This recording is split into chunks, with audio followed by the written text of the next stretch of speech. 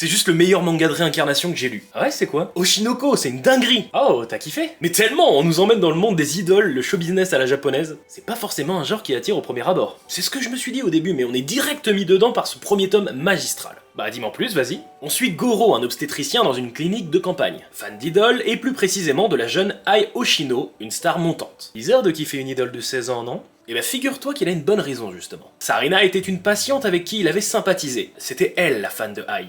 Mais malheureusement, elle ne s'en est pas sortie, et Goro a décidé de soutenir Ai lui-même, comme s'il souhaitait qu'elle réalise son rêve à la place de Sarina. Une belle histoire, c'est vrai.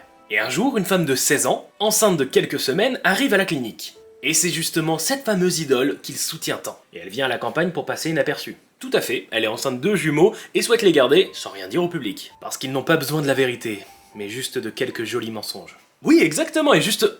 Attends, mais tu connais en fait. Évidemment, je te faisais marcher, mais fais gaffe quand tu parles de cette œuvre, parce que l'introduction est folle, mais il faut la découvrir par soi-même, ainsi que cette fameuse réincarnation. Oui, bon, c'est vrai, mais t'en as pensé quoi, toi? J'ai adoré, surtout la saison 2, qui sublime l'arc de Tokyo Blade, c'est incroyable. Ok, ça donne envie, mais faut que je me mate l'anime aussi. Je te le conseille vraiment. Oshinoko, c'est des personnages vraiment attachants avec une grande évolution. C'est des retournements de situation qui te mettent en permanence en haleine, et c'est une fin qui...